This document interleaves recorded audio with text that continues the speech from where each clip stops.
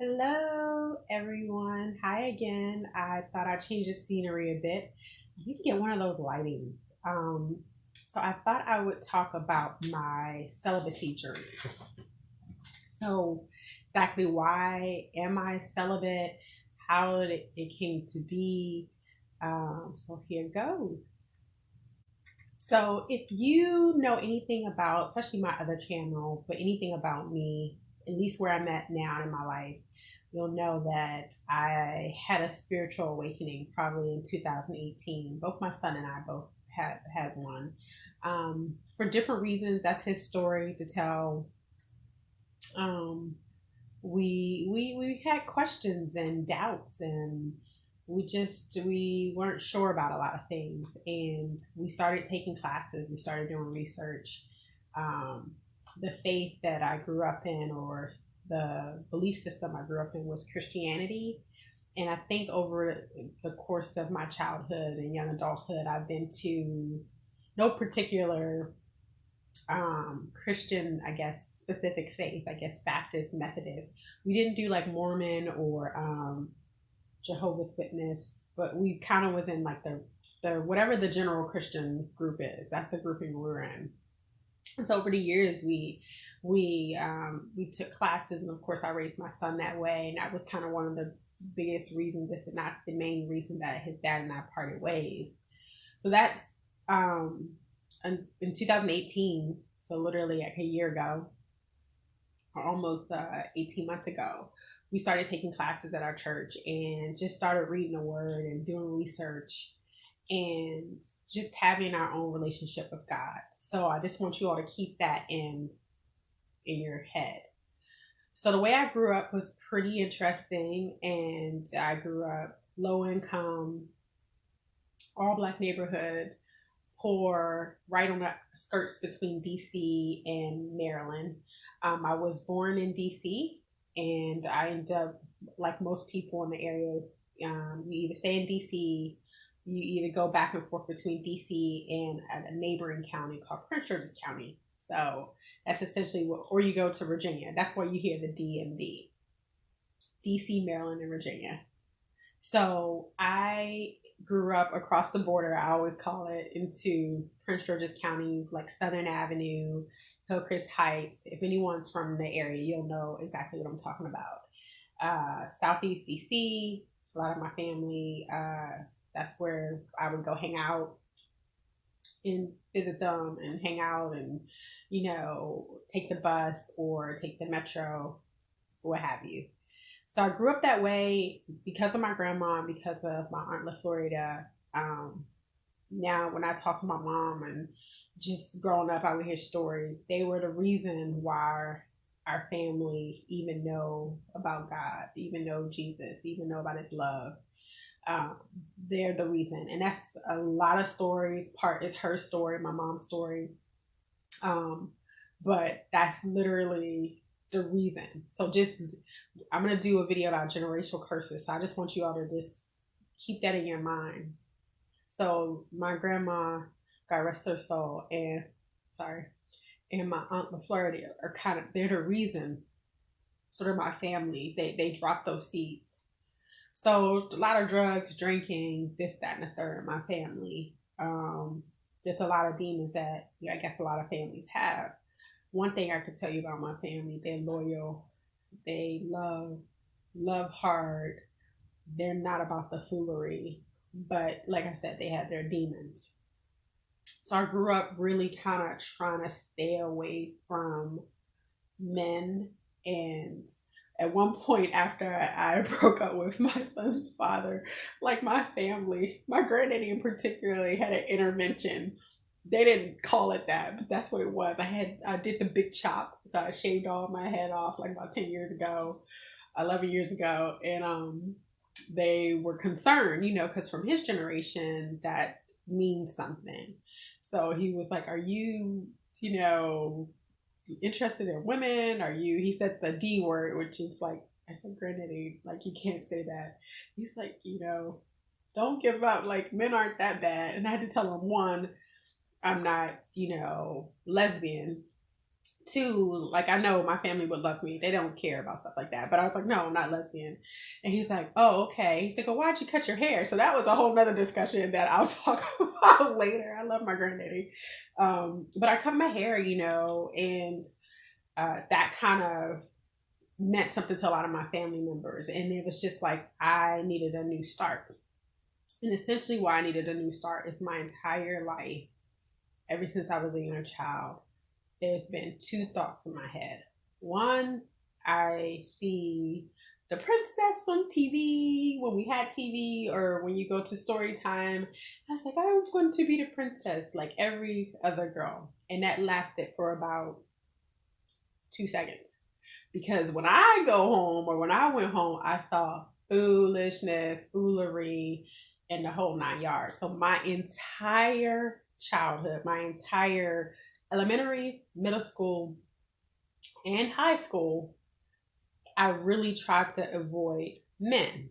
So let me tell you, I always say they got me, but a young man expressed his interest at the end of my 8th grade year, and we proceeded to, my mom didn't allow me to date, but we would like go to do group dates and meet up at the mall, Iverson Mall, if you're familiar with the area. Um, but essentially, he was in some trouble, so he had to leave the state. He left the state, and excuse me, he left the state and went to Florida quickly. So that ended my freshman year of high school. I met my son's father, and again, I'm trying to avoid people. I'm just trying to get through, because I was bused outside of my neighborhood to a science and technology school, and it taught me a lot of lessons too. I had a hard time. I really had a hard time. So the school had different cultures and different things, and that wasn't it. It still was majority black, but I had a hard time because I was not used to. I wasn't used to the way the teachers were. Like, when I grew up, my teachers were like my counselors. They knew a lot of us had a lot of issues that we had to deal with, so they they just taught differently. Like, they taught with their heart, and they loved on us, and they were that parent. And I guess some teachers out there, I guess you feel maybe you shouldn't have to be, but it just, those teachers, Mr. Etheridge, Mr. Brown, Miss Gentry, they like changed my life. Mr. Smallwood, like, they changed my life. Mr. Etheridge, he's the one who told me I should take the science and technology test. He actually drove me. Like, those are, I know nowadays people are just all sorts of not kind, but those are the teachers that I had, and they saved me. So anywho, I end up in high school. I meet my son's father, and again, I'm like, okay, me and the middle school boyfriend didn't work out. Yes, even when I met him, and this just tells you a little bit about me. When I met him, I'm like, I don't do games. Like, if you're not in it for the long haul. I didn't see marriage a lot growing up. My grandparents probably the only couple I saw married, but I didn't do. If I'm gonna be with you, like, I don't know if you all familiar with that type of relationship. Like, we together for life. I know we met at 11, but like that type of thing. um, so I was just like, if you're not about that life, then do you. So I thought that middle school boyfriend and I would be married. I thought we would grow old, and our nicknames was Grandpa and Grandma. Anywho, so when I met my son's father, just I didn't really interact with white people like that. So we used to play around with race, and I used to always play around with race, but my family, they're not like that. They're just leave people alone. Like, they would say something else, like, leave people alone is kind of like a known saying in my family. Like, just, you don't know what people are going through. If you're not there to help them, just leave them be. When people interact with you, they shouldn't come away bruised type of situation. Just, don't play games with people. So that's kind of how I met people. I mean, so I meet my son's father, and he just, he was so different, and it wasn't because he was white. He was like, just, let's just go play badminton. I played tennis, and I was in a lot in everything, and I worked. I just want to know about you, and I'm like, what kind of game is this? It's a game. You're just trying to experiment or something. You know, I had chips or a chip or several chips on my shoulders when I think about that. So, and fast forward, after we broke up, I was still hopeful because I was now a young adult. I'd been through college. You know, I was thinking, I was kind of, you know, oh, okay, I'm going to fall in love and I'm going to get married and this, that, and the third. And I started dating. So I made a choice that forever changed my life. And I love, now that I'm getting spiritually mature, I'm able to see that it was the best decision I made. Gosh. But if you asked me yesterday, I would say it was the worst decision I've ever made. One of the worst. In the top 10 decisions that I made was to click on the profile of my ex fiance. If you're interested, he's Black. I'm not saying it was a bunch of foolishness because he's Black. You come to your own conclusions. Everything that I want. Remember, I told you I do not look at, you know, appearances. I am about, what are you made of? But because I hadn't been out in the dating world, because I saw on the periphery foolery, and I kind of, you know, I had that, I always tell my son, I had that period, it was the period of white. Like, what is that? The period of white privilege when I was with my son's father, and even though he wasn't poor, his family was more middle class, but it was a period of like a relationship of gumdrops and unicorns and cherries. They're like, oh, let's play big badminton. Let's do this. It wasn't like, you know, Nick knock, I'm gonna come after you. Like, it was none of that. Hold that on the phone. Let me see the phone. It was none of that. It was just like when we did very late, we were late to the game. And I think I even got a cell phone after him. When he had a cell phone, we had a point where it's like, oh, you know, if he had it open, it wasn't like, oh, give me my phone. It was just like, you use it, you know. So it was that experience. It colored me now in a good way, because that's how relationships I think should be. And that's what I tell my son, like, if people hide their phones and talk about my privacy, and this is something my ex used to say, oh, you can look at my phone when you pay the bill. Like, he would do all these things. It was like, okay, it's foolishness. Or he had, what was the song that Future had? Was it Future or 2 Chainz? Like 2 phones, and he had several phones. Again, I'm going to get in the series about that. So I know I'm long-winded about my celibacy, so maybe I'll try to tell you guys a fast forward to when I actually talk about that. But just trying to give people a background, a little bit, again, about me and my thought process and where I am. So, trying to avoid men all my life. Not the red pill and the alpha male strategies and the whatever else is out there, men going their own way, women going their own way, not even a part of this world, just based on my observations. I'm an Aries, analytic. I was a researcher for many years. I was an inspector, like evaluating, critical thinking, looking at things. It's my thing. I wish I had known to do that in my personal relationship. But because I had the period of white, I'm joking. I don't want anybody who's really into colors to get all crazy. But I had that period when I'm with my high school, college sweetheart, and it's a period of like, we didn't break up over any, like, you know, I caught him cheating or he caught me cheating or anything like that. We broke up like, listen, I want you to be happy. What's going to make you happy? Are you really going to have heartburn if you see me going to church and being a part of this? And I wasn't even in the church like that. Is it going to give me heartburn that I can't have, like, the Last Supper or a picture of black or white Jesus hanging? It came down to stuff like that, which I think to this day, those are the things like that matters, like your belief system. So going back, I'm with my the match.com, and I click on the profile. Now, remember I told you how I used to do my profiles, and I learned from that experience. I put everything that I wanted, the type of man, romantic, because I do like romance. I put everything.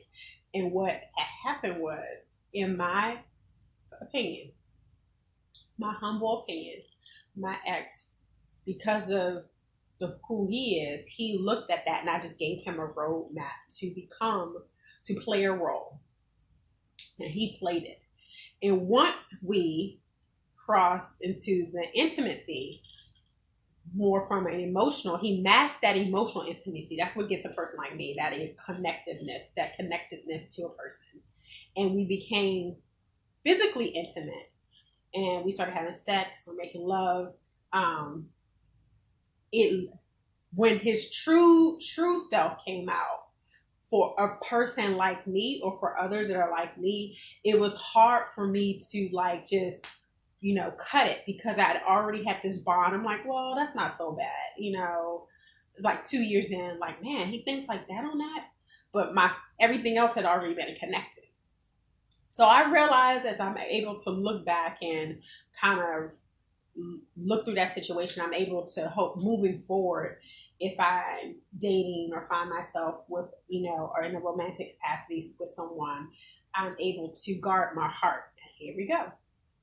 Now, I'll tell you which number or time to start for the celibacy. Why am I celibate?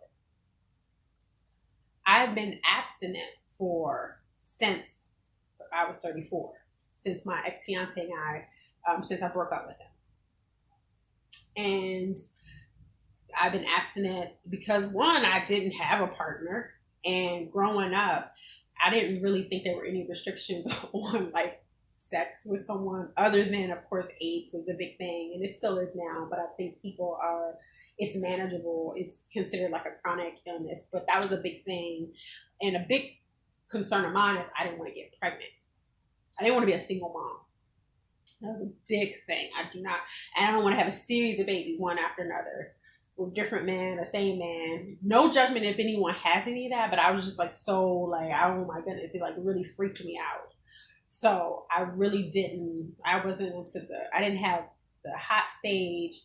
I didn't try to sneak out and see a guy or talk to a guy. I really didn't care about stuff like that. I am celibate now for, I want to say, going on not even a year. So I put celibate for 5 years because I guess it's just to reach out to someone. I have not had sex for 5 years. Okay. So I'm not trying to play semantics, but I'm learning the terminology as well. So abstinence is when you just abstain from sex. And so I've abstained from sex for 5 years.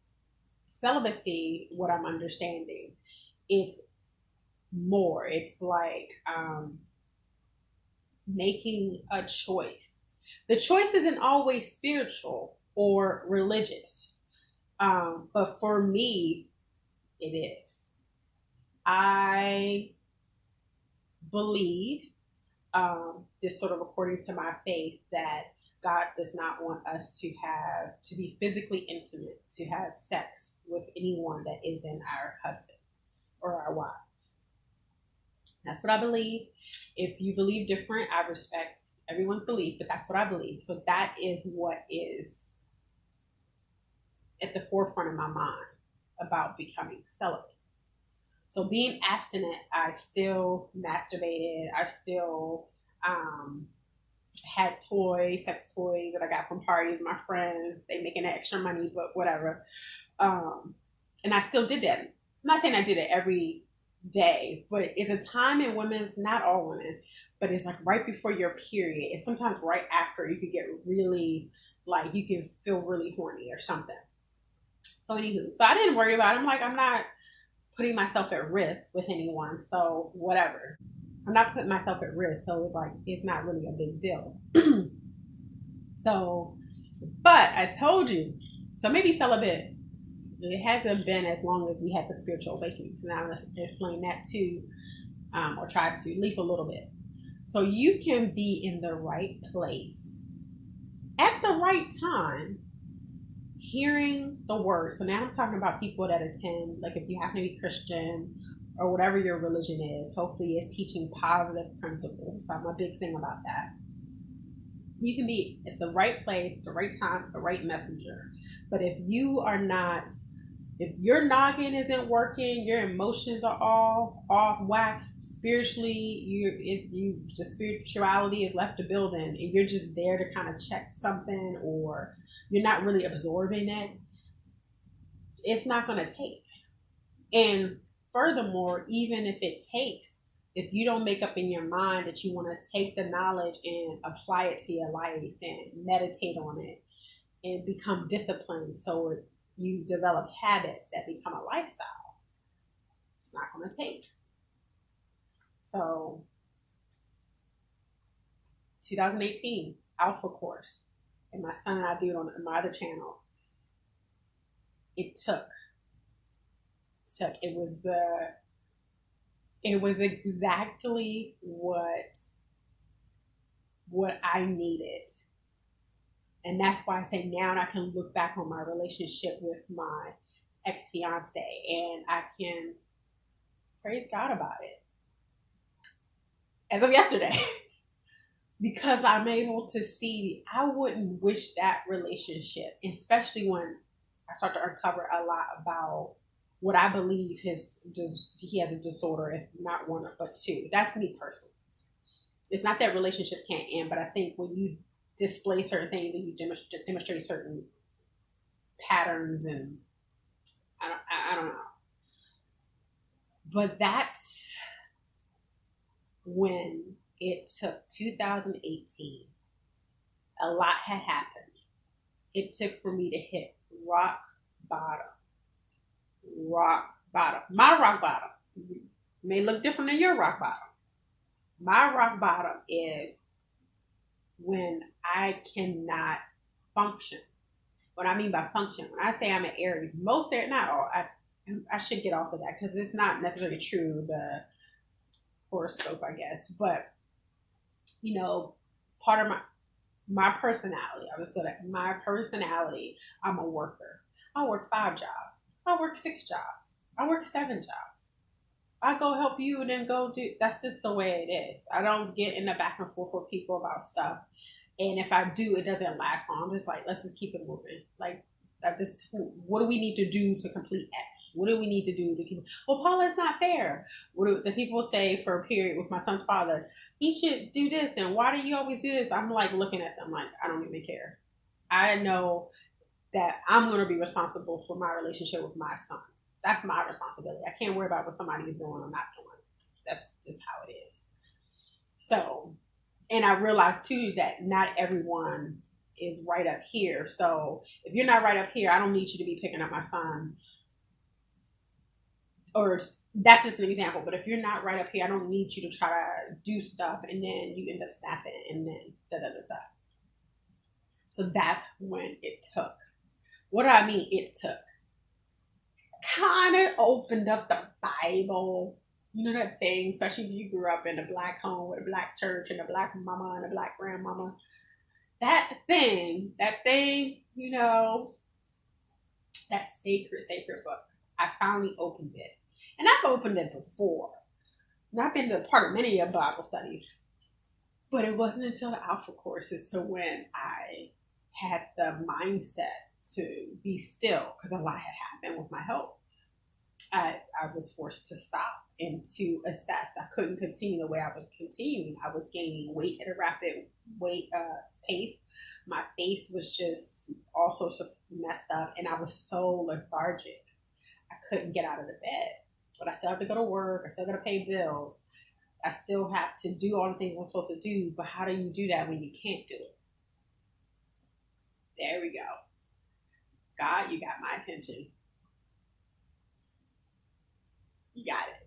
So at that point, I started putting in transfers to try to get to a location with my job closer. And then I was like, okay, forget the transfers. I'm going to have to apply to other jobs to try to just see what I can do. I get the job offer here, and I have energy. So my job has been my lover for so many years. I'm ready to attack it. I got these ideas. I do this, I do that, I do this and that. They were not feeling me at all. They were like, Nobody didn't ask you nothing. Nobody asked you for change. Sit on over there. You always talking. Nobody asked you a question. We don't want to work more efficiently. We don't want to streamline our process. We like our process the way it is. And I struggled with that. And then finally I was just like, okay, when my son said he wanted to take a class at church, you want to take two? Because I had the time. I didn't have to pour like 10, 12, 15 hours into work. These people were like, my 60% was like 100 to them, or my 50% was like 100 to them. And I'll talk about that at a later time in another video, because that's not necessarily what God wanted me to get from that, but that's what I took. But I ended up taking classes. And because I had the time, my son was older, so I didn't need to run him here and there. He can actually have discussions. We can have a discourse. We can go into research mode. Okay, what do you think about this? What does it mean about faith? Because at one point, that's the whole point of faith, is that you don't have all the gaps filled. You do have some holes, but are we? What does it mean? What's our relationship with God? Who is God? What is this? What's Jesus? What's the whole relationship? The Holy Spirit? Is it? I see people fall out, and I'm good. I don't need to do all that. Talking to in a funny language, doing flips. In black church, you always doing flips. The woman with the hat on, doing her dance. I'm like, what's going on? So we had so many questions and observations, and we started that class, and it was just such a gift. And they were so loving and accepting, and we were able to talk through things, listen to experiences, and that started it for us. Now I'm talking about specifically for me. That started it for me. So then at the end of that class, we were like, okay, what's the next class we're gonna take? I wanted to take new revelation. I wanted to take revelation. I was like, I want to see how it all ends. I'm over it. Okay. I've kind of always been like that. I want the end of the story. Does he die? Is Rick coming back? Is he on another island? Is Michonne, like, I'm at the very end. My son's like, no, I want to go to the beginning. I'm like, that's God, and he be killing people. I wanted Jesus. And he was so adamant about it. And then at that time, my son was really like an introvert. Like, he more of a classic introvert. I think he's come out of his shell for a lot of reasons. I think the church has definitely helped, but he's still kind of like in that introverted spectrum, but not so much classic introvert. And he was told me, we'll take separate classes. And of course I was like, okay, now I'll take whatever you're taking. So he said, we'll take an Old Testament. We took Old Testament part 1, Old Testament survey part 1. We take Old Testament survey part 1, and man, like, so we're going to do a review on the 2 courses, because we did something different the second time around, and we didn't like it. We had a great experience, but we didn't like it. The first time around, we did all our homework and our readings together. So you literally are reading, you're splitting the books, the Old Testament with the New Testament. And so there's 66 books in the Bible, and you're splitting the Old Testament, the first half. Well, that's not how the author split it up. I think he split it up based chronologically. He did it chronologically. Because there's different ways you can split the Bible up, especially the Old Testament. There's different ways you could do that. So he split it up chronologically, and then the second part, he kind of, what's the other way he did it? I don't know. I gotta look back so I'm accurate. I'll put it in the notes or something. So we did our readings together. We did our homework together. Like, we didn't do each other's homework, but we went over the questions together and we discussed it. And so when we got into class, like, we were ready to go. We just learned so much. And we had people that were so learned. They were just taking a refresher. You can tell that they knew a lot of the contextual things. The numbers mean something. Maybe you all that's out there, I didn't know that. The numbers mean something. 40 means test and trial. 7 is the number of completion. And I'm not into numberology or whatever, that numerology or whatever, but it was just so to start to understand what the words meant and the original context and the different translations of the Bible to kind of help you. Even though some people frown upon that, but there are different translations for a lot of reasons, to help you understand, help you get your routine into the word and get to meditate. So yeah. So we started doing Old Testament part one. We did Old Testament part two, and here comes into now part two. We went on our own. I was like, because I was just so intense. Like, you can do your reading, and we kind of at this point, maybe going into next year, we won't be so codependent, but we really need to go back to how we did Old Testament part one. But anywho, um, we kind of went off on our own and did our own thing. And we had an experience, but we weren't so regimented. But we missed that from the first part one. But you start to look at the foreshadowing and the principles and different examples of what to do, what not to do, how do we fall in a pattern of backsliding, and if you for a Christian, what that means, and is it biblical? Like, we get into a discussion like that. Is that biblical? Is this scriptural? Rather, not biblical, but is this scriptural? Where is it in the scripture? I love that about my church. You're like, here's your reference. And do more research. Don't trust me. Go off and do your own research. I love it, love it, love it. So that we just start talking to us. So when we would go hear our pastor speak, who we've been there for, I guess it's going on 7 years. Again, he is a teaching preacher. He's a teacher preacher. He teaches the word of God. Like, and I think sometimes he talks about being frustrated or having been frustrated with us because he tells us Sunday after Sunday, this church is open 7 days a week. They do so much in the community. And I'm not saying they're not bad experiences that people may have had, or people that are still works in progress that encounter other people in their not so good days. I'm not saying any of that. I'm just saying they definitely changed my opinion about church folk. And to the point where my son's like, you can't really talk about church people anymore because you is a church person. I'm like, what? Anywho, he said, really? I can't. No, I'm not. He said, yep. He said, we is church people. He said, we want to be the loving kind and the accepting kind of church people.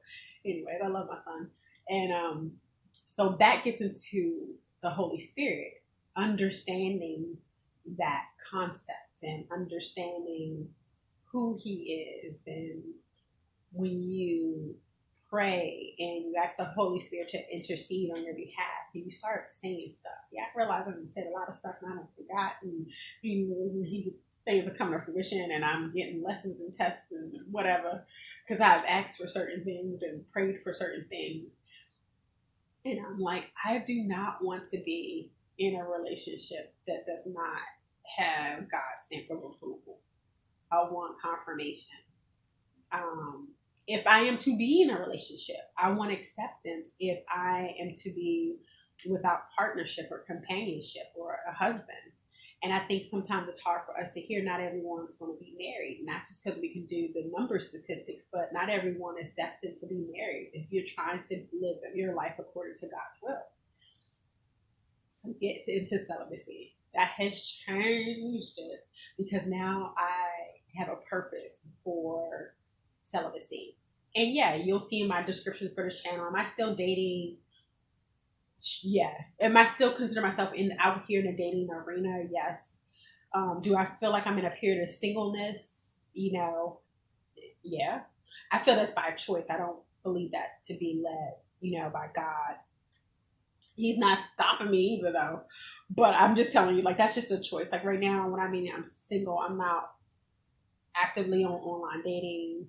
I've unsubscribed from everything. So that's this whole personal thing. But celibacy has been spiritual. I don't want anything to separate me from my relationship with God. And I think as humans, we already do enough on our own every day, every second to do that. But sex is a big one for me because for me, I view sex as that's like the cherry. I shouldn't tell the cherry on top. Sorry. I'm like, guys, I'm not trying to be, but I mean that in the most like non like sexual way, because I told you how I am. To me, loving the person, getting deep down in their soul, hearing about their dreams and aspirations, what made them who they are, their challenges, how they overcame it, just them being kind to people, having fun. You gotta laugh because life will throw you some of these. It's just, I love that part. And to me, the sex or the making love, rather, that's like the cherry. Ooh, I'll stop saying that. But that's kind of where I went with that. And it cements something for me. And I realized that not everyone views sex that way, but also God doesn't view sex that way. And He designed it for husband and the wife. And it doesn't say that. I'm just telling you what I believe. I don't, like I said, my son and I, we don't project what we believe. We don't judge people. We're so curious about why people do the things they do, why they think the way they think, who are they? That's the type. We're just very curious. We're curious cats about like people and ourselves. So we don't get into that, but we can be honest with our beliefs and stand firm and tell you this part. Now his story, I don't know. I'm just telling my celibate story. I don't know what story he on. Keep him in your prayers, guys. But that's my celibate story. It's the last probably year I've been celibate. The last 5 years, including that year I've been abstinent. I think there is a difference, but I don't have to play the semantics. So if we want to say 5 years celibate, that's fine. But it's a reason I do not want to give that part of myself and my heart, because those are kind of separate. They kind of intertwine, but I don't want to let anybody in my innermost secrets. And I just remember some of the things I did with my ex-fiance. It was just, and he used that to come back at me. And I'm not putting my son's father on a pedestal at all, because I could tell him off about certain things if I go back to that person. But some of the innermost things, some of my demons, and especially with my family, the way I grew up, he's not going to fling it in my face. We have both, and I'm not flinging nothing in his face. We just kind of respect.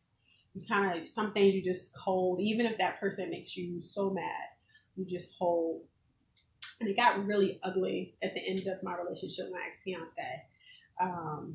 But that's my celibate story. I know it's pretty long-winded. I always say this, but I do not know if this entire, because I think it's like an hour, will be a part of this. But I couldn't tell you about my celibate story without telling you about how I look at things, how I view dating, how I viewed love, romantic love. So now where am I? I am 38, dating in the DMV. I'm single and I'm celibate. And I think right now I'm choosing to be in a singleness status. And I believe if I'm to sort of, remove myself from the singleness status, I'm open to it. Like if someone that, not worthy, but if someone that's, we're wanting the same things and we're kind of think the same way, was interested in going and grab a coffee or some tea or taking a walk, yeah, of course. But no fool, not brown eyes and you cute Earls, like none of this. No. I'm not doing that. Or can I borrow $5? Or any sort of sob stories. If you have any sort of sob stories, you don't need to be dating, and that's including me too. That's probably why I'm a singleness too. I got a sob story. I'll tell y'all about that later. But I'm working on it, and I'm learning to be still and trust God and to do my part in it, and da da da da. So bye guys. I'm sorry for being long-winded, but I hope you can resonate in with the story. Please tell your celibate journey or why you are celibate, and with everyone. Like, share, subscribe.